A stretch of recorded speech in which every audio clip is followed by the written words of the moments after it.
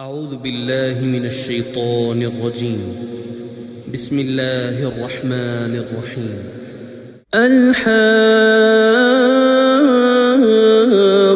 ما الحاقة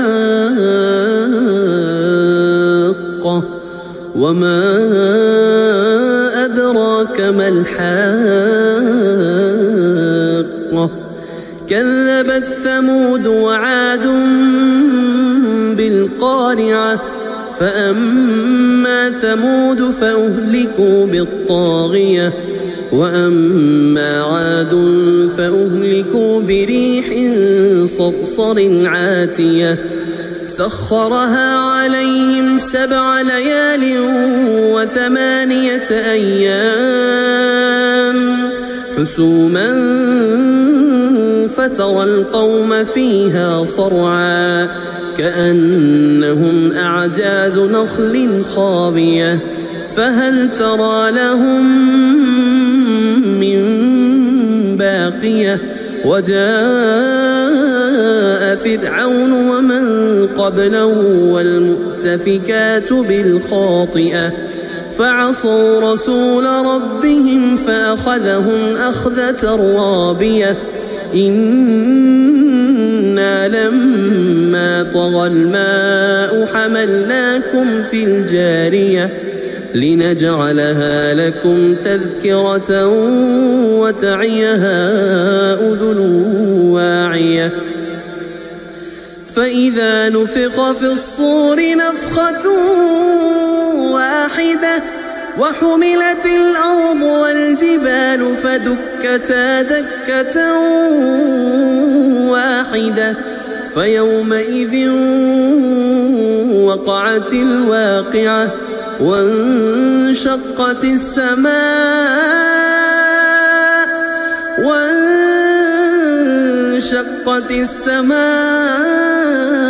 فهي يومئذ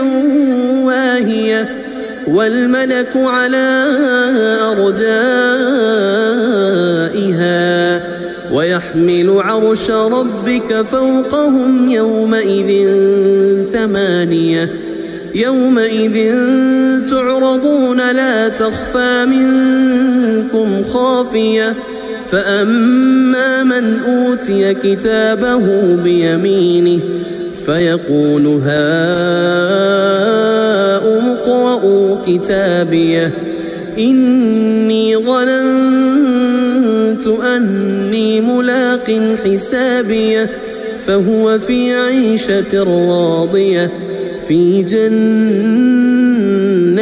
عالية قطوفها دانية كلوا واشربوا هنيئا بما أسلفتم في الأيام الخالية وأما من أوتي كتابه بشماله فيقول يا ليتني لم أوت كتابيه ولم أدر ما حسابيه يا ليتها كانت القاضية ما أغنى عني ماليه هلك عني سلطانيه خذوه فغلوه ثم الجحيم صلوه ثم في سلسلة ذرعها 70 ذراعا فاسلكوه إنه كان لا يؤمن بالله العظيم ولا يحض على طعام المسكين فليس له اليوم هاهنا حميم ولا طعام إلا من غسلين لا يأكله إلا الخاطئون فلا أقسم بما تبصرون وما لا تبصرون إنه لقول رسول كريم وما هو بقول شاعر قليلا ما تؤمنون ولا بقول كاهن قليلا ما تذكرون تنزيل من رب العالمين ولو تقول علينا بعض الأقاويل لأخذنا منه باليمين ثم لقطعنا منه الوتين فما منكم من أحد عنه حاجزين وإنه لتذكرة للمتقين وإنا لنعلم أن منكم